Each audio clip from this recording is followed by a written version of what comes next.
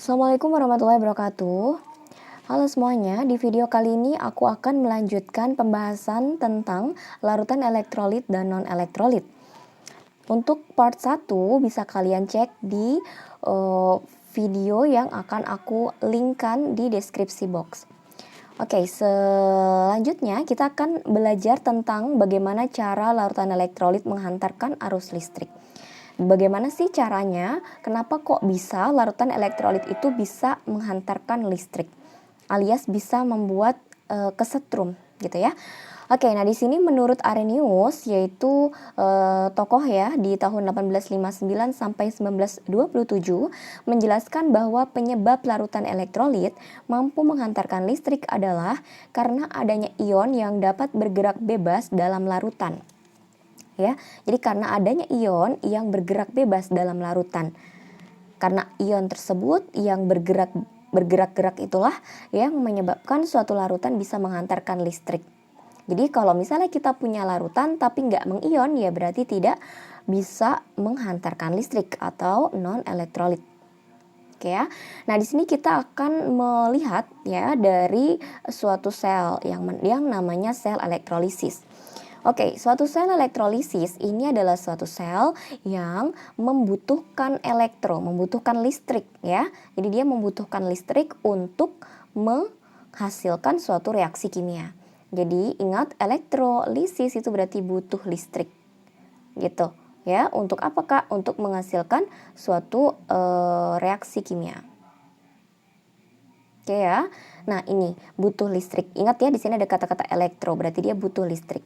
Nah, beda halnya dengan sel volta. Sel volta atau kalian juga kenal dengan sel elektrokimia. Kalau ini elektrolisis ya. Nah, kalau ini elektrokimia berarti dia kebalikan dari elektrolisis, yaitu suatu reaksi kimia ya. Jadi reaksi kimia yang hasilnya itu adalah suatu listrik.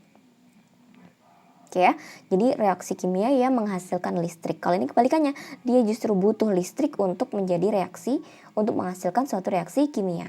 Oke ya, nah ini tolong difahami, jangan sampai tertukar. Oke, nah di sini dalam sel elektrolisis kalian akan mengenal dua komponen penting, yaitu ada katoda, anoda, dan juga sumber arus listrik. Ingat ya, karena ini dia butuh listrik, berarti di sini akan dihubungkan ke suatu baterai. Oke, di sini ada katoda dan di sini juga ada anoda. Katoda dalam sel elektrolisis dinyatakan dengan kutub negatif, sedangkan anoda dinyatakan dengan kutub positif. Ya, biasanya kalau kita singkat itu adalah katoda negatif, anoda positif. Biasanya adalah kenapa gitu. Sel elektrolisis itu kenapa? Katodanya negatif, anodanya positif. Bisa dipahami ya? Oke, jangan sampai terbalik ya dengan sel volta. Oke, nah di sini aku punya contoh HCl. Ingat, HCl termasuk elektrolit apa? Elektrolit kuat. Kenapa? Karena dia adalah asam kuat ya. Nah, ingat, HCl ketika dilarutkan dalam air, karena ini ikatannya apa? Ikatannya ini kovalen ya. Ingat, kalau kovalen berarti dia akan terionisasi menjadi H+ dan Cl- ya. Gitu. Oke, masih ingat ya? Nah, beda halnya dengan garam. Kalau garam kemarin ikatannya apa? Ikatannya adalah ionik. Nah, maka dia akan terdisosiasi. Oke ya. Oke, di sini kita punya H+ dan Cl-. H+ karena dia memiliki muatan positif, maka dia akan cenderung ke mana? Ke negatif ya. Jadi kalau H+ misalnya, plus ini cowok, min ini cewek, berarti cowok sukanya ke cewek ya enggak? Nah, jadi cowok sukanya ke cewek, jangan cowok suka sama cowok ya, berbahaya. Nah, oke, jadi di sini kalau misalnya ada cowok, maka dia akan ke cewek nih, ke si katoda atau negatif ya, kutub yang melawan dirinya, kutub yang melawan muatannya sendiri. Oke, berarti kalau Cl- juga demikian, maka dia akan ke positif atau ke anoda. Ya. Nah, selanjutnya mekanismenya adalah, nah ini kecenderungannya ke sini, kalau yang Cl- kecenderungannya ke arah sini. Oke, nah ketika kita punya suatu arus listrik ini, ketika mereka berdua dicolokin, nah ini dicolokin. Nah, ketika dicolokin ya guys, maka akan terjadi suatu aliran elektron. ya, akan terjadi suatu aliran elektron. Ingat, listrik itu apa sih? Listrik adalah sesuatu yang terjadi karena adanya aliran elektron. Ingat ya, elektron. Nah, elektron ini ngalirnya kemana, Kak? Ngalirnya ke sini apa ke sini, Kak? Nah, kalian harus paham konsepnya bahwa suatu aliran elektron itu akan dimulai dari kutub negatif ke kutub positif. Dan jadi kalau di sini ada simbol baterai berarti dari yang kecil. Ini dari yang kecil ke gede. Tuh, lihat ke sini ya. Nah, jadi bentukannya adalah ke sini panahnya. Ini elektronnya ke sini. Oke, elektronnya mengalir ke sini. Nah, ketika elektron mengalir ke situ ya, maka dia akan ke katoda. Betul ya, dia akan ke kutub negatif. Oh ya, sebelum ke situ, ingat ya guys, ini kan katoda. Kak, kenapa katodanya Kakak tulis yang di sini kok nggak yang di sini? Nah, kita lihat ya, katoda itu apa? Negatif atau positif? Negatif ya, berarti kita harus nyambungin ke yang kecil, yang pendek nih, gitu. Ya, boleh nggak Kak katoda saya taruh di sini? Boleh ya, asal kalian nulisnya begini, gitu. Paham tidak? Paham ya? Ini katoda. Jadi asal katoda itu nempelnya ke yang kecil, weh. Ngerti kan? Ya. Nah, ketika demikian, ketika sudah kalian paham ya, sudah dipasang, maka nanti elektron akan bergerak dari yang negatif, dari yang kecil. Nah, otomatis dia pasti menuju ke katoda. Ingat ya, katoda itu akan dikenai elektron. Jadi elektron itu akan masuk ke dia gitu loh. Oke. Nah, ketika elektron di sini masuk ke katoda, kebetulan nih ada H+. Jadi dia cocok ya. Jadi elektronnya menuju ke yang positif. Oke. Nah, setelah ini elektron ini mengalir ke sini, dia akan bertemu dengan H+ ya, yang ada di dekatnya katoda. Lalu elektron-elektron ini berikutnya akan bergerak ya, melewati larutan ini. Melewati apa? Melewati larutan ini, ya. Nah, elektron ini bergerak menuju ke mana? Ke anoda. Nah, setelah ke anoda, maka dia akan bertemu yang negatif nih, negatif ya, ketemu sama negatif lagi. Nah, dia karena dia sudah elektronnya itu menuju ke anoda dan ternyata di anoda ketemu sama negatif lagi, Kak. Bagaimana biar dia stabil? Ya, berarti dia akan melepas elektron. Jadi jatuhnya kalau di sini kebanyakan elektronnya guys ya. Jadi karena kebanyakan elektron maka elektronnya ini akan cenderung lepas. Oke ya. Nah, setelah elektronnya ini lepas, maka elektron ini akan menuju ke sini dan seterusnya. Dia akan menuju ke sini lagi. Ya, ngelewatin baterai ini menuju ke sini dan seterusnya, jadi membuat suatu siklus ya, elektronnya bergerak terus gitu ya. Nah, karena ada elektron yang selalu bergerak ini, maka dia akan mampu menghasilkan listrik gitu ya, disebut sebagai elektrolit kuat. Oke, mampu mengantarkan listrik. Jadi listrik yang dari baterai ini nggak putus gitu guys ya, ini listriknya terus mengalir sampai sini tuh gitu terus aja. Nah, itu yang namanya larutan elektrolit, mampu mengantarkan elektron, mampu mengantarkan listrik. Ngerti ya? Oke. Nah, selanjutnya ketika kita sudah mengetahui bahwa di sini elektronnya akan mengenai hidrogen ya, H+, dan dia akan melepas H2. Ya, jadi H+-nya ini akan bertemu dengan elektron sehingga dia akan menghasilkan H2. Oke, gitu. Sedangkan kalau misalnya yang Cl- ini akan menghasilkan gas Cl2. Mengerti ya? Gitu. Jadi nanti hasil sampingnya di katoda ada apa? Ada H2-nya. Di anoda apa? Ada apa? Ada Cl2-nya. Ya, kalian tinggal ngelihat aja ion tadi yang nempel tuh siapa. Kalau yang di katoda kan H+ ya, berarti H2. Kalau apa? Jadi H+ itu gasnya H2 ya. Nah, kalau di dalam anoda berarti Cl-. Nah, berarti yang gas yang terbentuk adalah Cl2. Ngerti ya? Oke. Berikutnya kita masuk ke bagian yang C, yaitu jenis ikatan. Nah, untuk jenis ikatan di sini ada senyawa ion, ada senyawa kovalen. Oke, kita lihat ya. Pertama adalah senyawa ion. Ingat ya, senyawa ion berarti biasanya dia dari bentukan garam. Contoh garam apa? NaCl. Ya. Nah, di sini secara teorinya senyawa ion ini terbentuk antara logam dengan anionnya. Misalnya logamnya Na. Ya kan? Dengan anionnya siapa? Cl- misalnya. Jadi NaCl. Paham ya? Oke. Nah, berikutnya senyawa ion padatan. Jadi yang kedua bisa juga dia terbentuk dari suatu senyawa ion padatan. Kalau yang tadi antara logam dengan anion. Kalau ini senyawa ion yang padatan. Oke ya, senyawa ion padatan. Susunan ikatan rapat sehingga tidak menghantarkan listrik. Oke, nah jadi poin kedua, ketika senyawa ion ini berbentuk padatan, ya, memadat, maka dia tidak akan menghantarkan listrik. Jadi kalau NaCl yang padat nih, yang solid, maka dia tidak menghantarkan listrik atau non elektrolit. Ya, paham ya? Sedangkan ketika dia sudah dilarutkan ke dalam air, maka dia akan mampu menghantarkan listrik. Oke, di sini ada keterangannya. Jadi saat kalian tambahkan dengan air, terjadilah suatu hidrasi. Kak, kenapa Kak tadi yang padatan kok tidak bisa mengantarkan listrik? Karena ikatannya rapat.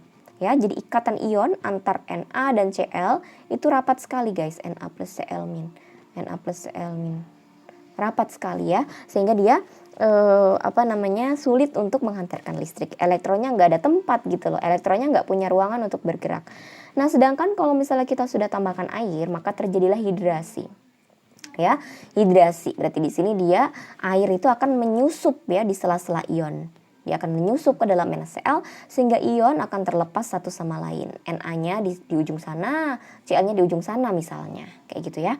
Nah, di sini akan bergerak bebas, ini gerak-geraknya juga bebas, bergerak bebas dalam larutan sehingga bisa mengantarkan listrik. Ya. Nah, di sini kalau misalnya dia kuat ya, elektrolitnya elektrolit kuat, maka dia terjadi ionisasi sempurna. Ingat ya, kalau ion berarti dia prosesnya adalah ionisasi. Mengerti ya sampai sini? Oke, berikutnya adalah senyawa kovalen. Nah, kalau senyawa kovalen itu berarti ada dua, yaitu ada kovalen polar, ada kovalen non polar. Kovalen polar ini adalah suatu ikatan yang terjadi berdasarkan perbedaan keelektronegatifan yang tinggi.